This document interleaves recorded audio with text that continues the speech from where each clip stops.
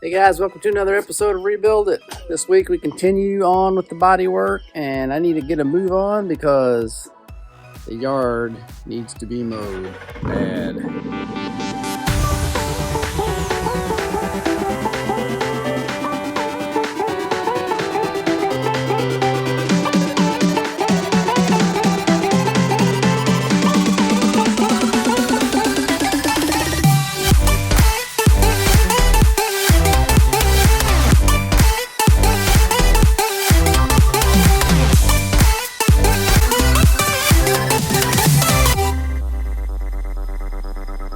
Alright, we've got a bright, sunshiny day out here. We're just working on the bumper. There's that area we did yesterday. It's pretty close. So I'm gonna do some sanding and filling on that. And then we're gonna first sand all these cracks and everything out here in the front and just see what's underneath that. I think I'm gonna pull those staples out so we don't have any kind of metal in the front. And then fill all that, and hopefully there's not any more damage underneath this. I don't think it is. But get some 80 grit paper on there and start sanding.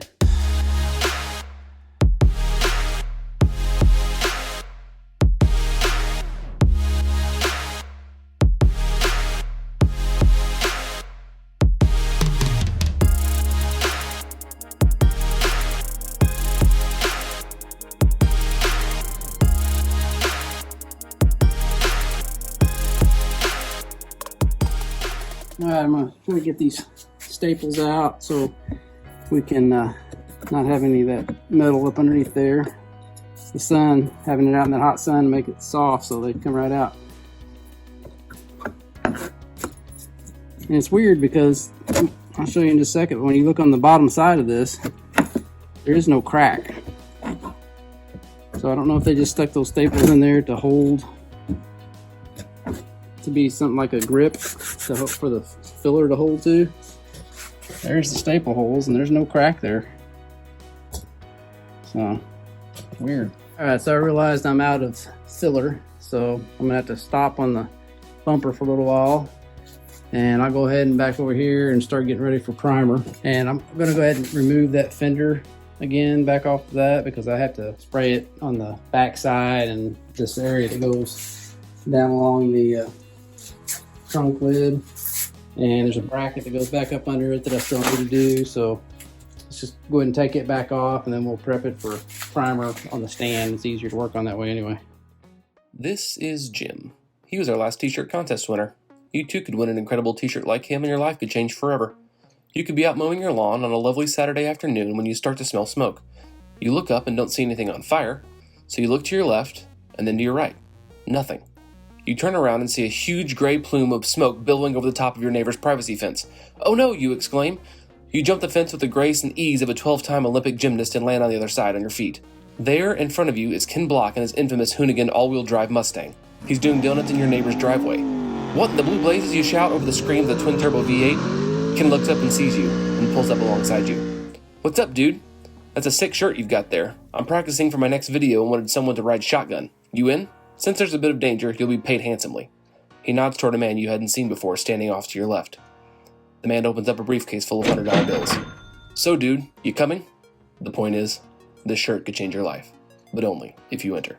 Winning a Rebuild It t-shirt does not guarantee that your life will improve in any way. The scenario presented here is merely a possible outcome of an infinite amount of outcomes. Rebuild It cannot be held responsible for your bummer of a life should you win the t-shirt. Nothing happens to you. Just know the t-shirt. It's free. Alright, so I've got our fender back over on our stand. So the first thing I need to do is get all this plastic stuff off. Do that, and then I also need to take this fuel lid off. I don't know if I showed you or not, but I removed the one off the damaged fender. So since it's got the black underneath, we'll use it on here. So we'll just have to try to get this one off without damaging this hinge. It shouldn't be too hard, so we'll flip it over and do that.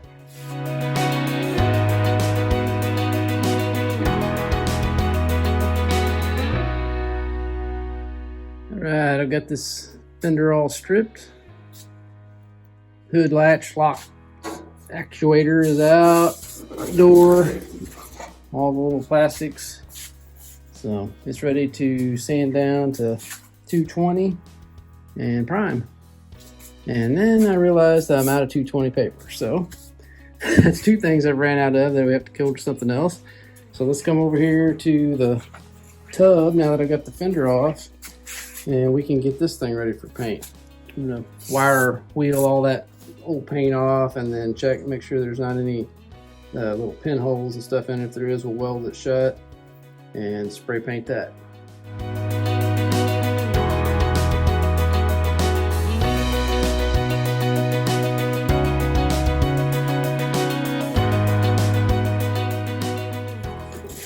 Alright, so I've got most of this paint cleaned off. As you can see, we still have like a crease here and a little crease here. None of this is structural. It's just, you know, the stamping process and all. The fender lines up right. We'll test this piece here. This is the big long piece that goes across the center. So we need to make sure that all of our holes line up. These bolts, which does, lines up perfect. So that will bolt right back on, and all the rest of the stuff bolts to this. So I'm fine with the fact that this little piece is not perfect, especially on this car. It's not worth a ton of money. So it looks like I've got like a little pinhole right here I'm going to weld up. Then I'm going to weld the seam across here, and then I'm going to use seam sealer on it just to make sure there's no moisture can get in there. So we'll do that, and then we'll spray it.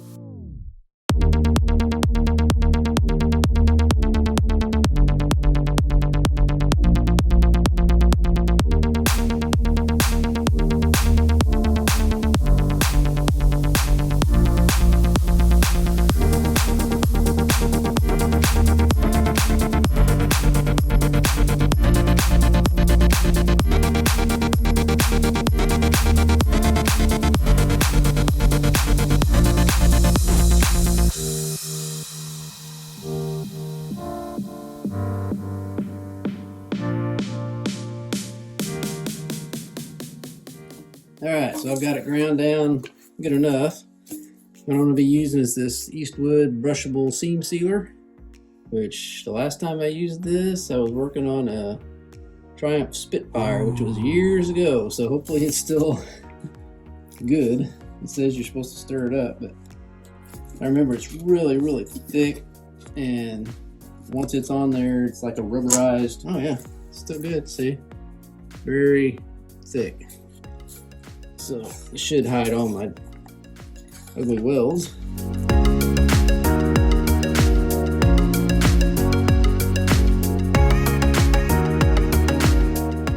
Alright, so this is dry now.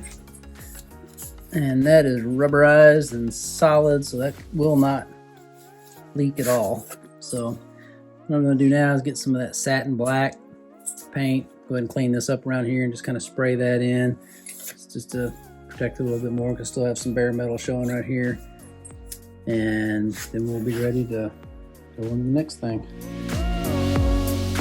Alright, so that little repair is done. It's not beautiful, but it is waterproof, and when you put all the panels on, they line up. So that's what we want there, because you'll never see it again. It's completely covered. I'll also show you my new wheel that I got in. So that's replaced that smashed one on the front. I even found the same exact tire that was on the rest of the car with the same tread depth, 7/32. So that was pretty cool. On this bumper, there was a little crack right here. You can still kind of see it. I'm gonna sand that out a little bit and use some special stuff that 3M makes that's a flexible plastic repair. I'll show you how that works. So I've got some spots on there, and on this bumper. This bumper was pretty rough. This was a prior repair that somebody did. I went in, cut it all back out. What they did, I'm going to use this 3M stuff on it. So what I'm going to do is grind in this some more and make sure that's all got at least 80 grit scratches, and that too. And we need to grind into this crack that we fixed over here all around, and get it down into we got 80 grit in there. Same with these scratches, or these cracks here and here, and then 180 scratches around it. You fill it higher than the area, and then you sand it back down level. So we'll see how that works. We'll do a couple test spots because all these things have to have that.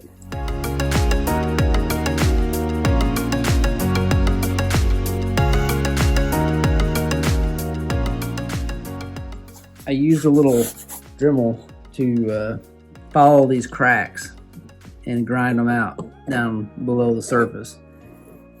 Anywhere that I found some of those bad ones, I ground them out. And so now I'm going to use this special stuff that I showed you earlier, and we're going to mix some of that up and fill those spots and then sand it down with 180. So let's see how this works. All right, let's mix this stuff up. First time I've ever used this. Supposed to do equal amounts of both.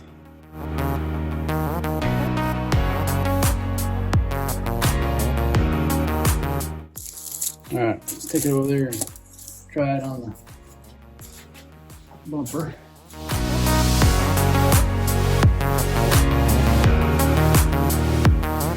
All right, so while I'm waiting on this first coat of this stuff to dry, so I can, once it dries, I'll scuff it up again, and then I'll put it on again where the low spots are still. Do another shot of it. Wow. This is dry now.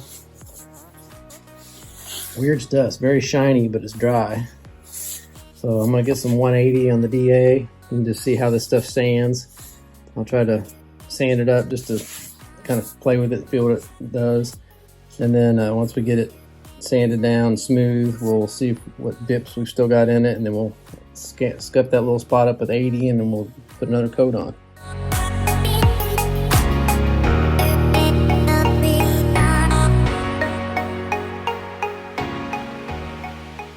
All right, so I got a nice smooth curve now that doesn't have any lumps in the whole thing. And I've got this low spot still, this one, and a little one right here. A little dip right here I'm gonna fill too. So 3 or 4 low spots. So we'll just put a little bit of that stuff in those and let it dry and do it again tomorrow. All right, so I've got those low spots filled. I'm gonna let that dry, and then we will sand on that tomorrow. In the meantime, I'm gonna go ahead and put this plastic piece back on across here, and then I'm gonna take this thing to the guy in town that will go ahead and charge the AC system on it, because before I put this fender on, we got access to all those joints that I made, all those connections. So it'd be good to go ahead and charge it, that way we can test it and make sure we don't have any leaks before we cover it up.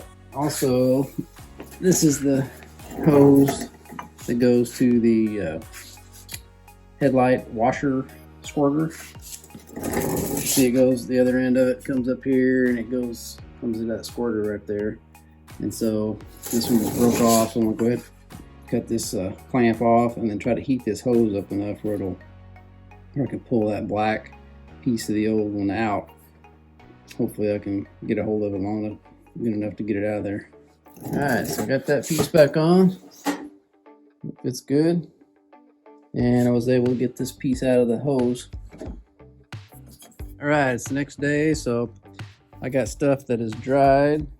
Hello, Mr. Finn. On here, so these are all dry, so I'll go ahead and get my DA and hit them real, because I can get the bulk of that off of there real quick with that 180 on the DA, and then we'll use the longboard and get our curve down again, see if we got all the low spots out of this thing. Wow. All right, well, it's starting to get dark out here, but I've got all this curve nice and smooth. I don't feel any waves or ripples or anything in there. And all the low spots are out. This is a spot that there's a hole here. I got to drill it back out.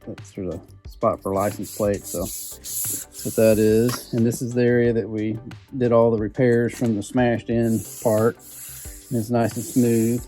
And whatever primer I use on this thing, when I prime it, I'll sand it down again, make sure there's no low spots. But that's pretty much it on that for now until we get ready to actually prime. Then we'll have to scuff it all up. But so the next big thing, I think, is we still have this big spot on this rear bumper that I ground that crack out.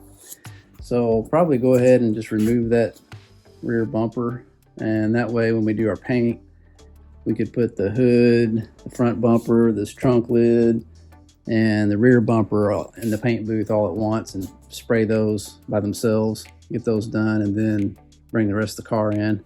All right, so the first thing to do on getting this bumper off is to get these taillights off.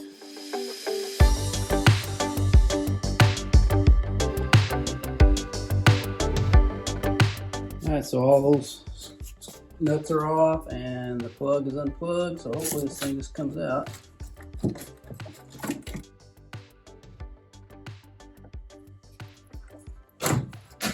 Okay, that's pretty easy. I think we're gonna have to raise this spoiler and check and make sure that there's no screws up underneath that. I bet you there's screws under there, so.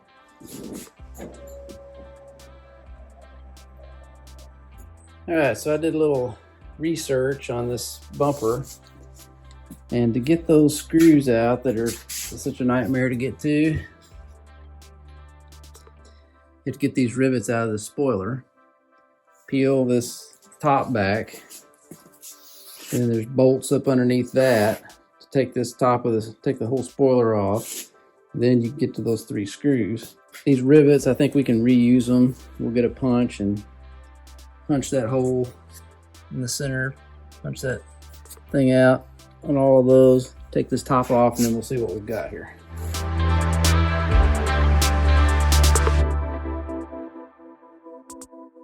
Okay, so when I took that piece off, here's the little rivets.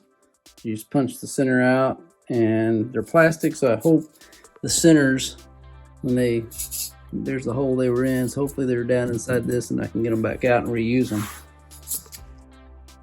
Gotta get that out, and that one right there, and we should be able to take this off and get out of our way so we can get to the screws. Okay, so there's that. One screw. Okay, so this little cap right here comes off the end. I should be able to just pour all that stuff out. Okay, so there's my little centers to the rivets, and there's the bolt. So we've got everything we need. Reuse all of that. And then that lets us get right to those, finally. So take a screwdriver and get those out.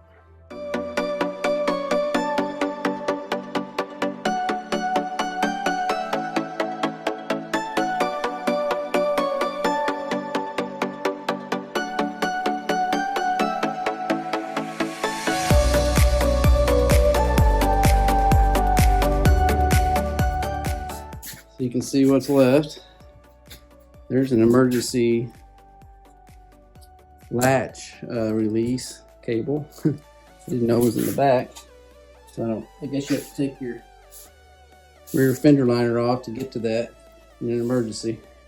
Anyway, now we got our bumper off, so we can start working on filling our cracks. Well, thanks guys for watching this episode of Rebuild It. Hope you enjoyed it. If you did, please give us a thumbs up below and share us with your friends. And make sure you subscribe by hitting the bell. And remember, this is a t-shirt giveaway week, so if you'd like a free Rebuild It t-shirt, just comment below bumper in the comments section. And one thing I should mention, that if you are a winner of a Rebuild It t-shirt, it instantly makes you incredibly good at sports. So let me demonstrate.